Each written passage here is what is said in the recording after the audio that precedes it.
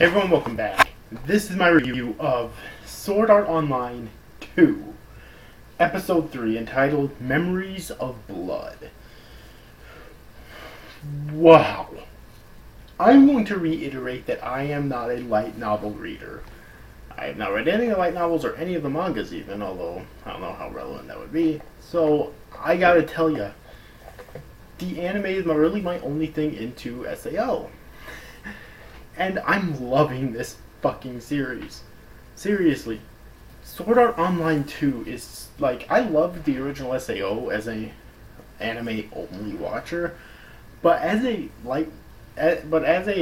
in terms of SAO 2, I think I'm enjoying it even better, and it could shape up for me to be even better than the original SAO by the time I finish it, which is saying a lot, quite honestly. Anyways, what happened in this episode? Well, there's really two major parts of this episode, okay?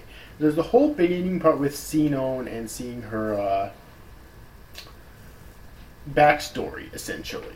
And then there's the second part, and really development, which I was surprised that Sinon's actually getting this kind of development already. It's only episode 3. That tells me that they're probably pacing it very well, and from what I've heard, they actually are, too, so well done. There's really only one issue I had with this episode, which I'll get into that later on. But, yeah, there was that part, then there was the second part, which was with Kirito and whatnot. Him first talking to Asuna and then going and entering in Gale Online. We don't actually see his avatar yet, although we know it's a trap already, okay? But we haven't actually seen him in the actual world yet, but I'm assuming since the next episode's called Gale Online, then that's probably going to be when we'll finally see Kirito in his Gale Online avatar in the actual world. But anyways, though, first off, the first part of this episode. Wow. This series just got surprisingly dark. Now, it's not the darkest thing I've seen this year. I mean, I caught up on fucking Shinsekai Yori this year. After seeing that and Fate Zero in the same year, I don't think anything can fucking surprise me in terms of darkness anymore.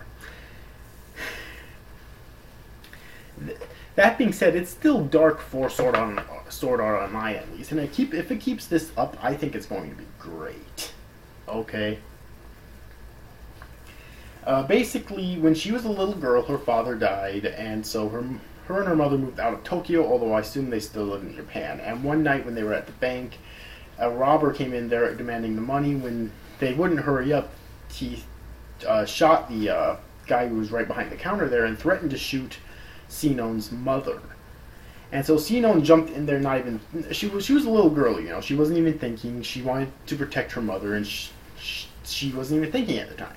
So she bit the guy's hand and eventually managed to steal his gun and shot him 3 times, okay? And I thought they would censor something like that, but no. It actually wasn't censored at all, which I was really surprised at, and I really liked that they didn't censor that. And it basically traumatized her. And my only complaint in the episode is that it kind of ended there with her mother looking horrified, herself looking horrified, traumatized, basically. And that's really where it ended, okay? And I really wanted it to go on a little bit more and explain, you know, what happened after, you know, how her mother see her after that, how did everyone else see her after that? Did she have any actual therapy? Because she does have her own form of therapy, which I'll get into it too in a sec here, but it really didn't go on after that, and I don't know if in the light novels they did elaborate more on that later on, because again, never read the light novel, so if someone watching this video could please elaborate on that for me, that'd be very much appreciated. But I didn't like that they just ended the flashback right there without explaining those additional details. Okay. Anyways,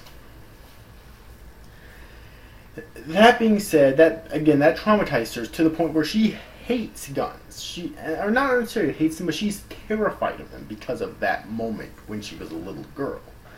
And she basically in GGO, Gale Online, because for some reason she's not as afraid of guns in the virtual world, and she's using that as her own therapy regimen, basically, to try to get over her fear of guns in the real world, which I think is very interesting. That's very interesting. Alright. And yeah, and we basically learn about her fear of guns even before the flashback. With two scenes. One, these girls basically tormenting her, wanting her to give them money, and she basically like the head of the three girls basically holds up like a handgun like this, like doesn't even have a gun. It's like her fingers, and blasts like this, and that even that terrifies her. So it's really fucking deep psychological here on exactly how terrified of real world guns that she is. All right, and considering that the girl obviously knew that would terrify her, that makes me wonder, did the entire world find out about this, or did the entire area they live find out about this, and what were their reactions? And what was her mother's reaction? That was basically the thing. Like, how did they know about this? My guess is that it would have got out, but you'd think that they'd cover up something that traumatic for her, So that's really why I question that there. But that's kind of what we find out. Also, when she got home in her room, she had a gun in a cupboard, and when she looked at it, she basically freaked out, and that's when we went into the flashback. Okay. So, very well done flashback, and very dark, and I loved it. Okay. So next up is that's the only complaint I have for that part of the episode. Next up, I have no complaints about the second part of the episode. And that is the whole thing with Kirito. First he's with Asuna in ALO, because it was, as we saw from already in the series and in this episode, they do still spend a lot of time in ALO. And he tells Asuna that he has to go to GGO because of that one business guy, even though neither of them trust him.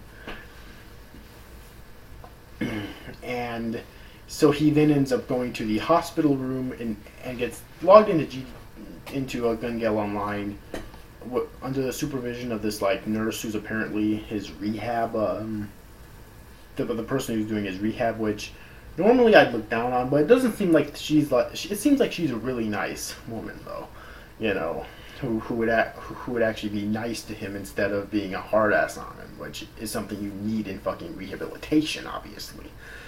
And then he logged into a GGO into Gun Gale Online, and that's it. That's the episode. But it was so good, especially the first half. The first half was so well done. This episode was paced so fucking good, and there was really no action in this episode. Like you'd expect from Sword Art Online. But that's not a problem, because you don't need action to make a good story, okay? This episode had lots of exposition, but it was informative exposition. And it had lots of, really just scenes, but it had very little action. The most action you really find in this episode was like, if you count her... young Sinon freaking out and shooting the guy, attacking the guy, and then shooting him 3 times. If you count that as action, I guess it's action, but that's the most action you'll find in this episode. But that's perfectly fine, because this episode did great with having little to no action at all.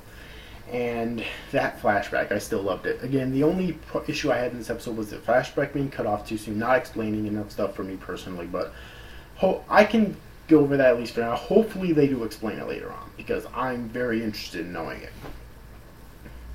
Anyways, overall, hope you enjoyed this review, guys. See you after, guys. Thanks for watching. Bye-bye.